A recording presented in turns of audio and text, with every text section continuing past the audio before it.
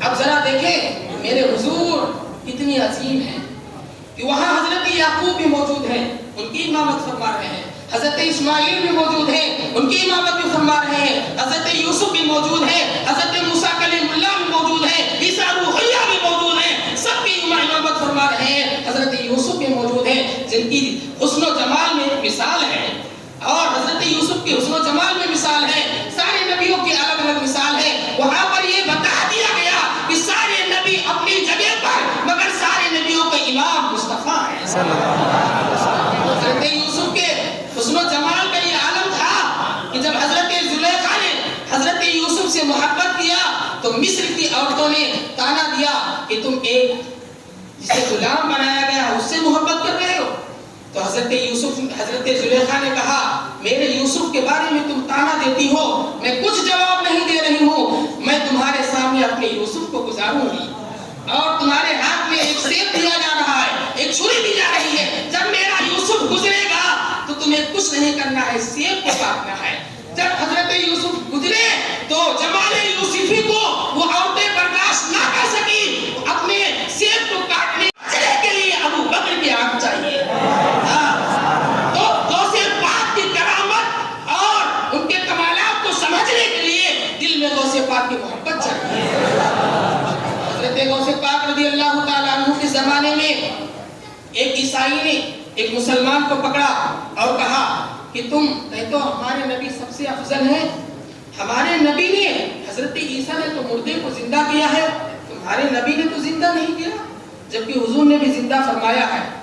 لیکن وہ بھولا مسلمان تھا، شاید اس کو علم نہ تھا، اس نے جا کر کے غوث پاک سے کہا کہ فلاں نے مجھ سے ایسا کہا ہے کہ تمہارے نبی نے کسی مردے کو زندہ نہیں کیا۔ حضرت غوث پاک فرماتے ہیں اس بندے کو میرے پاس لے کر کے آؤ۔ وہ آدمی اس بندے کو غوث پاک کی بارگاہ میں لے گیا، اور جب لے گیا تو غوث پاک نے کہا تم میرے حضور کی بات کرتے ہو، آؤ حضور کے غلاموں سے ان کا پاور دیکھو۔ اے بندے تو مجھے لے چل، اور تیرے علم میں قبرستان میں جو سب سے پرانی قبر ہو عبد القادر، اس قبر سے مردہ زندہ کر کے دکھائے گا۔ اور غوث پاک رضی اللہ تعالیٰ عنہ اس بندے کو لے کر کے جاتا ہے، اس کی نظر میں جو سب سے پرانی قبر تھی، غوث پاک وہاں کھڑے ہوتے ہیں اور اللہ کی قسم فرماتے ہیں تم باذن اللہ، وہ مردہ وہیں سے زندہ ہو کے کھڑا ہوتا ہے اور غوث پاک کے قدموں میں گر جاتا ہے۔ تو زندہ ہے واللہ، تو زندہ ہے واللہ، میرے چشم عالم سے چھٹ جانے والے، یہ ہے غوث پاک رضی اللہ تعالیٰ عنہ کا مقام۔ آئیے دیکھیں کیا بزرگوں سے، نبیوں اور ولیوں سے صحابہ اکرام اور دوسرے لوگ فضیلت حاصل کرتے تھے، برکت حاصل کرتے تھے۔ ایک حدیث سنیں پھر میں اپنی بات کو مکمل کرتا ہوں۔ نبی کریم صلی اللہ علیہ وسلم کی بارگاہ میں یمن کی ایک عورت نے ایک منقش چادر بھیجی، یعنی جس میں نقش و نگار تھا۔ حضور کو نقش و نگار والی چادر پسند تھی، حضور کو پسند آئی، اور وہ چادر آپ نے تہبند کے طور پر پہن لیا، پہن کر کے اپنے کاشان اقدس سے باہر تشریف لائے۔ ایک صحابی سے ملاقات ہوئی، انہوں نے سلام پیش کیا اور اس کے بعد کہا یا رسول اللہ یہ چادر مجھے دے دیجئے۔ سبحان اللہ۔ لیکن میرے حضور ہیں جن کی زبان اطہر پر لا نہیں ہے، کبھی انکار نہیں کرتے۔ میرے آقا گھر میں تشریف لے گئے، آپ نے دوسرا کپڑا زیبتن فرمایا اور اس چادر کو صحابی کے پاس بھجوا دیا۔ جب دوسرے صحابہ کو پتا چلا کہ انہوں نے حضور سے مانگ لیا ہے تو دوسرے صحابہ نے کہا تمہیں جب پتا ہے کہ حضور سے جو مانگا جائے انکار نہیں کرتے تو جس چادر کو آپ نے زیبتن فرمایا تھا اسے کیوں مانگ لیا؟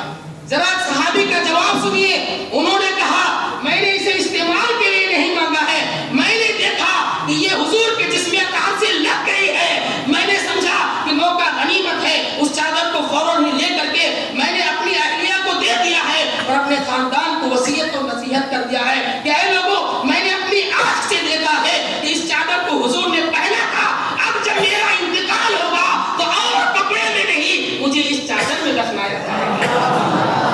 صحابی کا عقیدہ ہے، اس لیے سنیو اپنی قسمت پر ناز کرو کہ ہم بزرگان دین کے ماننے والے ہیں، صحابہ کے ماننے والے ہیں، نبیوں کی محبت رکھنے والے ہیں، غوث پاک کے ماننے والے ہیں۔